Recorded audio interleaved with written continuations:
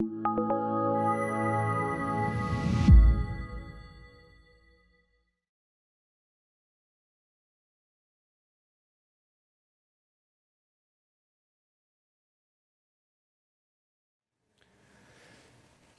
1:1. After the death of Moses, the servant of the Lord said to Joshua, the son of Nun, Moses' assistant, "Moses, my servant, is dead. Now, therefore, arise, go over this Jordan, the river," because they're on the other side of the Jordan right now. They're in Moab, right next to Israel. "You and this people, into the land that I am giving to them, to the people of Israel.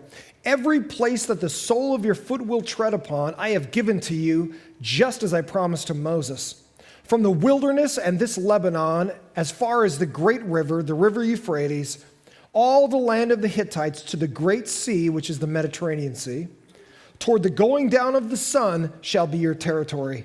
Underline verse 5. "No man shall be able to stand before you all the days of your life." This is God's promise to Joshua that if he followed him into the future, if he followed God into the future, that no man would have the power to stand against Joshua.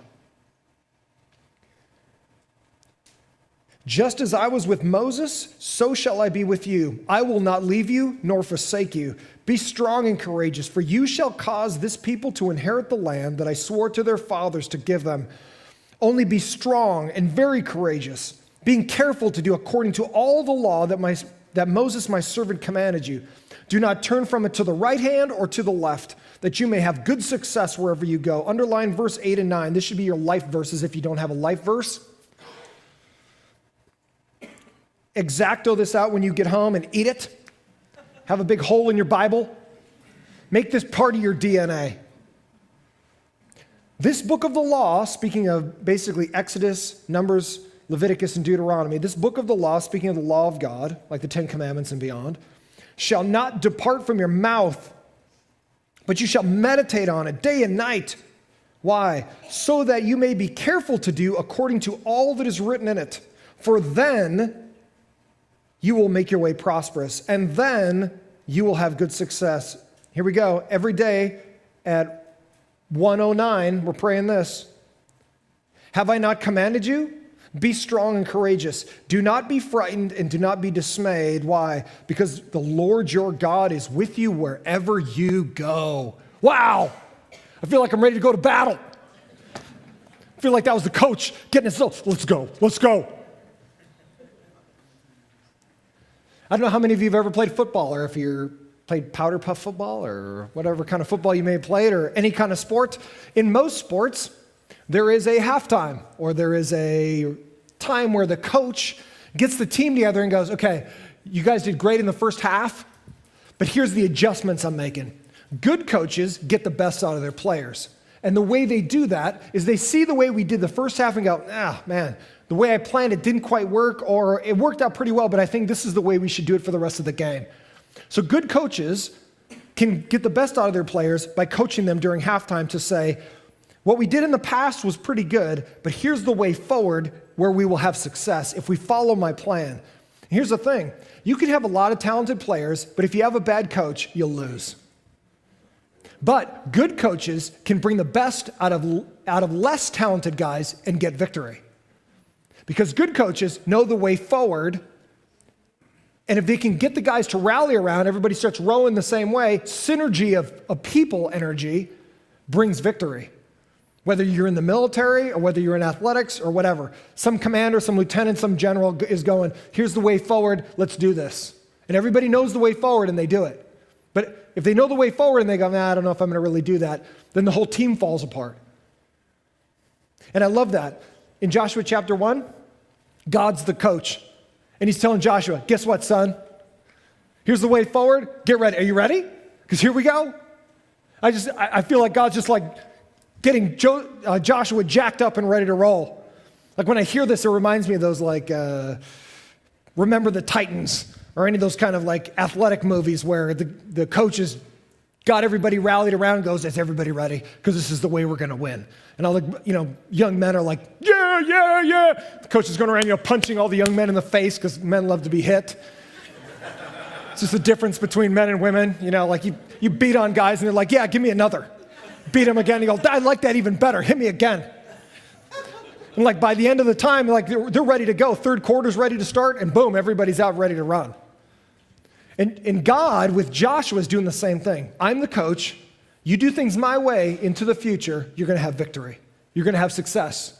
We had a lot of success in the past, but watch what's going to happen in the future if you follow me. Number one,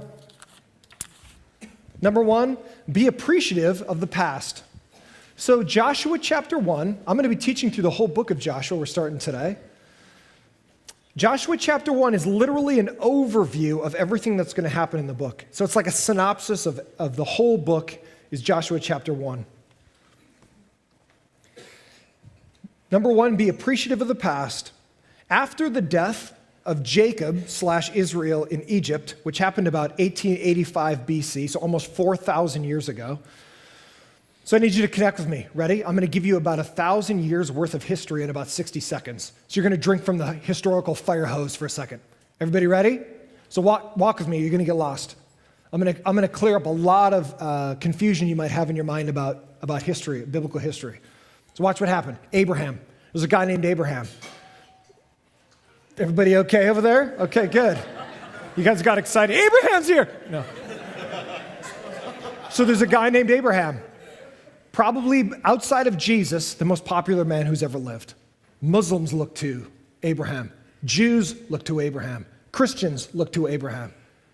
Outside of Jesus, probably the most influential man that's ever lived, hit the face of the earth. That guy, called by God, okay?